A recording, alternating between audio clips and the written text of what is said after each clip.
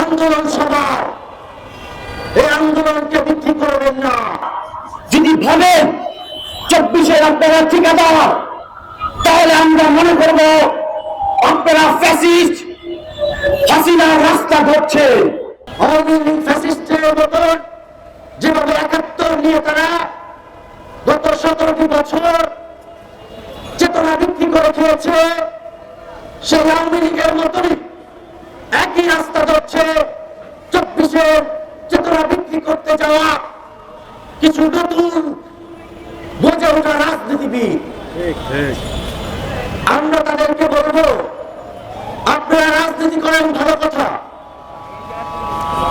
আপনারা নতুন রাজনীতিতে, আপনারা বিগত 17 বছর স্বৈরাচার খুনি শেখ হাসিনার বিরুদ্ধে কিন্তু আন্দোলনে যাবেননি। গত 17টি বছর ফ্যাসিস্ট স্বৈরাচারের বিরুদ্ধে রাজপথে আন্দোলন সংগ্রাম করেছে বাংলাদেশের সবচেয়ে জনপ্রিয় দল, বাংলাদেশের সবচেয়ে মজলুম নেত্রী, আপসহীন নেত্রী, দেশনেত্রী বেগম খালেদা জিয়া।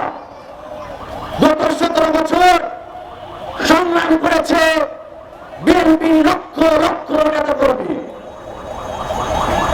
গত 17 বছর এই আন্দোলনের কারণে 24-এর ঘটনা ঘটেছে। আপনি যখন 17 বছরের অপকর্ম 24-এর আন্দোলনে স্ফুলিঙ্গের মতো ছড়িয়ে গেছে, এবং সেই 24-এর আন্দোলনে শুধুমাত্র আপনারা যদি ভাবেন 24-এর আপনারা ঠিকাদার, তাহলে আমরা মনে করব আপনারা ফ্যাসিস্ট, হাসিনার রাস্তা ধরছে, এবং আপনাদের ভবিষ্যৎ এই ফ্যাসিস্ট হাসিনা যেভাবে হেলিকপ্টার করে ভারতে পালিয়ে গিয়েছে, আপনারা কিন্তু হইতেও পারবেন না। সুতরাং নতুন বাংলাদেশে এই 24-এর আন্দোলন, এই আন্দোলন বাংলাদেশের সকল নাগরিকে, এই 24-এর গণঅভ্যুত্থানে আন্দোলন করেছেন আমার রিকশাওয়ালা ভাইটা, এই 24-এর গণঅভ্যুত্থানে আন্দোলনে জীবন দিয়েছে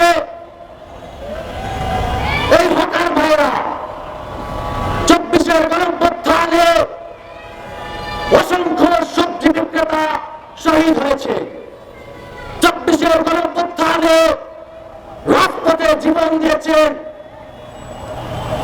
এই হকার ফুচকাওয়ালা ভাইদের মতন লোকরা।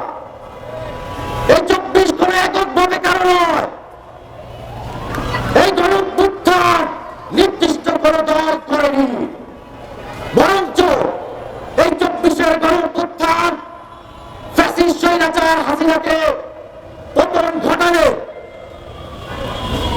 সিংহভাগ ভূমিকা রেখেছে বাংলাদেশ জাতীয় দল বিএনপি এবং তার অঙ্গ সংগঠন